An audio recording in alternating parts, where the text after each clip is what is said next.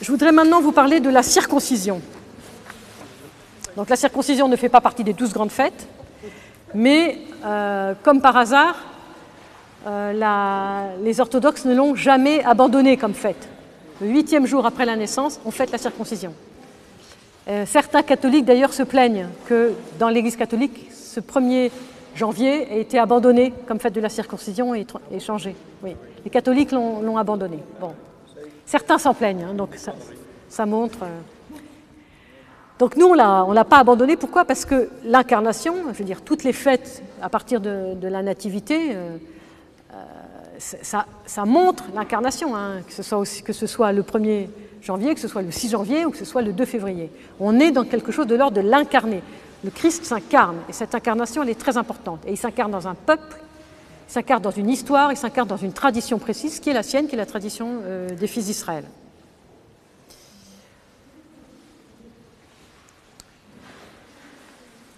La liturgie, l'office liturgique de la circoncision nous fait lire un passage du Lévitique qui donne des prescriptions. Donc il y a un passage qu'on ne lit pas beaucoup, hein, qui donne des prescriptions selon la loi, comment une jeune accouchée doit faire, comment ça se passe, et ces prescriptions précisent que si la jeune accouchée accouche d'un garçon, il doit être circoncis le 8e jour. Nous lisons un deuxième texte, qui est le récit de la Genèse, où Dieu apparaît à Abraham, et à Abraham, il lui donne un nom nouveau. Il ne s'appelle plus Abram, mais Abraham. C'est fondamental. Ça fait de lui un homme nouveau. C'est pas pour rien que dans l'Église orthodoxe, souvent, quand on est chrismé, on reçoit un nouveau nom. Quand un prêtre devient prêtre, il peut recevoir un nouveau nom. S'il a un très joli nom comme Antoine, il vaut mieux qu'il le garde parce que c'est un grand saint. Mais bon, je connais beaucoup de prêtres qui ont changé de nom parce qu'ils avaient des noms un peu qui n'étaient pas très... voilà, c'était pas vraiment des saints, quoi. Voilà. Je sais pas, je connais pas de saint Frédéric, par exemple, voilà. Donc, je connais un prêtre, il s'appelait Frédéric, il a changé de nom, voilà. Donc, le changement de nom, non seulement c'est un nouveau statut, hein, hors de l'Église, je suis chrismé, j'entre dans l'Église, ou de non baptisé, je deviens baptisé. Non seulement je change de statut, mais en plus, je deviens un homme nouveau. Je suis appelé d'un nouveau nom. Képhas, je t'appellerai Pierre, parce que tu es un roc, tu vas être le roc de l'Église. Je veux dire, le nouveau nom, il est déjà inscrit dans la tradition d'Israël aussi. Bon. Donc ça, c'est déjà très important. Ça, c'est un premier point. Et en plus, Abraham, le He, c'est la 5e lettre de la... Donc on rajoute simplement un He, une lettre qui était une lettre ouverte, comme ça, qui est la 5e lettre de l'alphabet hébraïque. Alors premièrement, la 5e lettre, elle indique les 5 livres de la Torah. Donc ça veut dire que Dieu inscrit le nom d'Abraham, le nom de la Torah, ou la force de la Torah dans le nom d'Abraham. Et le He, c'est le souffle. Donc non seulement il inscrit les 5 livres de la Torah, mais il lui souffle, le souffle de la Torah, le souffle divin. Voilà. Donc il reçoit tout ce qu'il faut pour mener une mission qui va être très difficile et qui va l'emmener jusqu'au Mont Moria où il aura une sacrée épreuve. Et il va passer les 10 épreuves de sa vie, il va toutes les passer. Donc ça montre que... Et ça nous est lu le jour de la circoncision. Pourquoi? Parce qu'Abraham, c'est le premier circoncis. Au cas où vous vous souvenez, à 99 ans, Dieu le circoncis. Et il se trouve qu'au moment où Dieu lui donne un nouveau nom, il l'inscrit dans cette alliance dont j'ai parlé ce matin, l'alliance éternelle. L'alliance éternelle. D'accord? Et pour manifester cette alliance éternelle, il lui demande de l'inscrire dans sa chair par la circoncision. Vous voyez que tout ça se tient, quoi. Hein? Bon. Cette lecture autour du mystère d'Abraham, donc c'est le chapitre 17 de la Genèse, donne le sens de la fête. Le sens de la fête, ce n'est pas seulement une prescription légale qui serait juridique, que Jésus observe par légalisme, mais en observant, en se pliant à la loi, Jésus fait son entrée dans l'histoire du peuple saint Jésus épouse dans son humanité l'humanité de son peuple. Il s'inscrit totalement dans son peuple. Et il sait que la pierre de fondation de son peuple, c'est Abraham, le premier circoncis. Et il entre volontairement dans son humanité, dans la pleine, entière alliance perpétuelle promise par Dieu. Et donc, cette lecture d'Abraham va mettre en avant le rôle prééminent d'Abraham comme fondement de la foi. Et l'épître aux Romains que nous lisons à la liturgie va nous dire « Il reçut le signe de la circoncision comme sceau de la justice de la foi. Et il devint ainsi le père de tous ceux qui croient et qui marcheraient dans la foi d'Abraham. » Et donc, comme celui d'Abraham pour Jésus et pour les fils d'Israël, le signe de la circoncision de Jésus va agir pour nous chrétiens comme le même fondement.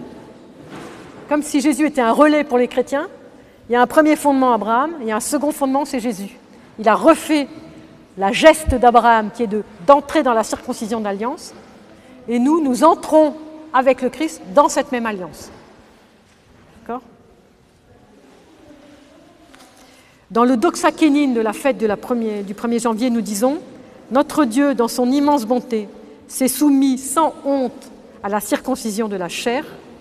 Il s'est donné à tous en exemple pour notre salut, car l'auteur même de la loi accomplit les préceptes de la loi. » Et là, on a déjà les prémices de ce que sera la Sainte Rencontre, quand on cesse de nous répéter que l'auteur de la loi va se soumettre à la loi.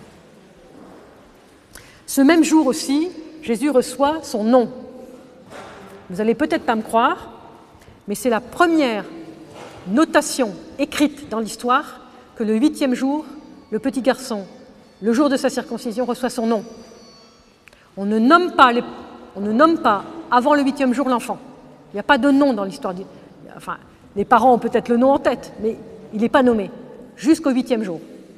La première mention écrite de cette nomination de l'enfant le 8e jour, c'est l'Évangile. Je ne sais pas si vous voyez. Donc on ne peut pas dire que l'Évangile n'est pas un texte juif, puisqu'il est même un témoin pour les Juifs. Ils disent, regardez, dans vos textes, ça montre que ça fait longtemps qu'on le pratique ça. On le pratique depuis le 1er siècle et même avant. Mais la trace écrite, c'est dans nos textes. Je ne sais pas si vous voyez, c'est quand même un événement immense, quoi. D'être, nous, dans l'Évangile, une trace écrite d'un rituel qui est très ancien. Je ne comprends pas, parce que l'ange il dit à Joseph d'appeler son fils Jésus. Oui, bien sûr. Il l'appellera Jésus. Mais il l'appellera Jésus, mais c'est tout.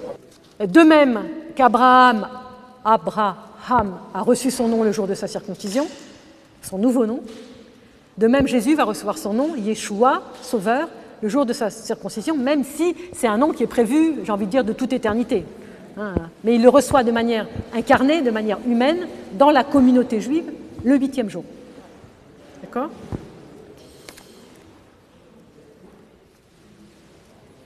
Le contaction de la fête, voilà ce qu'il nous dit. Le Seigneur de tous subit la circoncision, il retranche, écoutez bien ce terme, il faudrait aussi aller voir le grec, je n'ai pas tout vérifié, mais bon, il retranche dans sa bonté les fautes des mortels et donne aujourd'hui le salut au monde. Il retranche les fautes des mortels. Et là, nous rebondissons sur Irénée de Lyon, qui dit que le Christ récapitule toute l'histoire du salut, depuis Adam. La circoncision de Jésus est dans le prolongement même de son incarnation. Son incarnation est déjà salut pour le monde, et sa circoncision, elle retranche les fautes de mortels et elle donne le salut au monde. Ça veut dire que, avec la seule goutte de la circoncision, le Christ a déjà sauvé le monde. Je ne sais pas si vous voyez, la seule goutte de sang. Sauver le monde.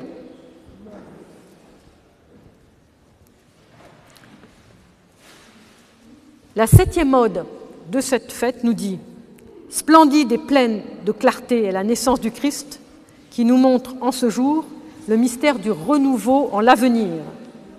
car selon la loi, le Sauveur est circoncis, non comme Dieu, mais en mortel. Donc c'est vraiment l'humanité là qui est... Accomplissant la loi, le Créateur, pour accomplir sa propre loi, vient se soumettre en ce jour à la circoncision de la chair, retranchant ainsi l'hiver du péché. Donc à plusieurs reprises, on a l'idée de retrancher le péché. Or, qu'est-ce que c'est la circoncision? On retranche un morceau du prépuce. D'accord? Donc on retranche quelque chose. Mais Dieu n'est pas capable de faire un homme parfait sans prépuce? Qu'est-ce qui se passe? Pourquoi Dieu crée un homme imparfait avec prépuce et demande à l'homme ensuite de retrancher le prépuce? C'est très important ça. Réfléchissez bien. Dieu, on sait très bien que Dieu n'a pas fait le monde parfait, qu'il veut se servir de l'homme, il veut avoir besoin de l'homme pour parfaire la création. Saint Irénée le dit, l'homme lui-même n'est pas parfait quand il vient, il arrive. Il est comme un enfant et il doit se parfaire, il doit lui-même devenir un homme. Voilà. Et il doit ensuite être le grand prêtre de la création, de manière à parfaire toute la création. C'est dans les mains de l'homme, parce que Dieu veut agir avec l'homme, Dieu veut agir en synergie. Ça, on le sait. Mais pour la circoncision, on n'avait pas encore réfléchi à ça. C'est que la circoncision est une perfection de l'homme sur lui-même, puisqu'il va demander à être retranché de son prépuce. Et qu'est-ce que ça signifie pour un juif religieux d'être retranché du prépuce? C'est non seulement le signe dans la chair de l'alliance éternelle dont nous avons parlé ce matin, d'accord? Mais c'est surtout le fait que pour un juif, un prépuce non circoncis ressemble beaucoup plus au fourreau du sexe animal qu'à l'homme. C'est pour que l'homme réalise qu'il ne peut pas s'unir à son épouse comme un animal s'unit à un autre animal. C'est pour que l'homme réalise qu'il lui manque quelque chose et qu'il a besoin de s'unir à son épouse pour être dans une complétude absolue, et que la manière dont il va s'unir avec son épouse est une manière spirituelle, est une manière sainte. Et c'est pour ça qu'est retranché chez lui, c'est comme ça qu'il explique les Juifs, je n'invente rien, qu'est retranché chez lui le prépuce. C'est pour qu'il n'ait pas une relation animale, qu'il ait une relation sainte. Et nous savons très bien que pour les couples, toute leur vie est une ascension depuis la jeunesse de l'âge de 20 ans jusqu'à la vieillesse, c'est une ascension pour purifier toujours davantage la relation conjugale. On le sait, c'est là où le péché est le plus, où l'homme est le plus blessé, où le péché a le plus de prise. Et si un religieux a conscience que son prépuce a été retranché pour retrancher le péché, pour retrancher la passion, pour retrancher le mauvais penchant, pour retrancher toute la concupiscence, alors il se souviendra toujours de la manière sainte dont Dieu veut qu'il s'unisse à son épouse. Et là, nous avons un autre midrash qui va vous aider à faire comprendre. Quand Joseph a été tenté par la femme de Potiphar, où elle lui disait, c'est écrit en toutes lettres dans la Bible, je n'invente rien, couche avec moi. Il en a laissé ses vêtements, elle lui a arraché ses vêtements et il est couru pour ne pas coucher avec elle. Qu'est-ce que raconte le Midrash? Il a regardé son sexe, il a vu qu'il n'avait pas de prépuce et il a dit « Je suis fils de Dieu, je suis dans l'alliance, je ne peux pas faire n'importe quoi ». C'est un Midrash et c'est juste pour montrer que ce signe dans la chair est un rappel pour l'homme de la grandeur et de la sainteté de la relation maritale, de la relation conjugale. Ben, c'est pas rien. Quand vous êtes vraiment croyant et que vous y croyez et que vous y êtes attentif, c'est pas rien. Et pour terminer, juste sur cette histoire de la circoncision est le 8e jour, comme on l'a dit ce matin. Et donc, c'est bien avec la circoncision où le prépuce où le Christ se laisse couper le prépuce de manière... Il aurait pu ne pas le faire, franchement, il n'en avait pas besoin. Hein. Justement, pour retrancher le péché de l'homme, avec tout ce que ça comporte. Dans le 8e jour, il entre dans la nouvelle création et il nous est fait entrer nous-mêmes. Et donc, on a bien on a bien le lien entre l'alliance perpétuelle et le 8e jour. Ce 8e jour qui n'aura jamais de fin, qui est le jour sans déclin du royaume, comme nous disons le jour de Pâques. C'est la raison pour laquelle tous les commandements de la Torah qui devront être réalisés le 8e jour auront tous un caractère messianique. Par exemple, le 8e jour de la fête de Sukkot ou le 8e jour de Hanouka. Tous ces jours ont un caractère messianique, c'est-à-dire qu'un caractère où on attend, où on implore la venue du Messie, où on attend les temps nouveaux, les cieux nouveaux, la terre nouvelle. Et donc, ceux qui assistaient à la circoncision de Jésus ce jour-là,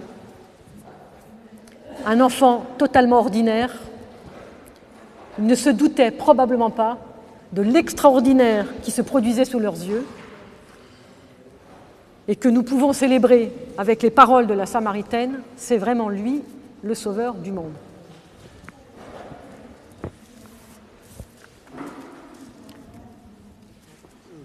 On peut peut-être faire une petite pause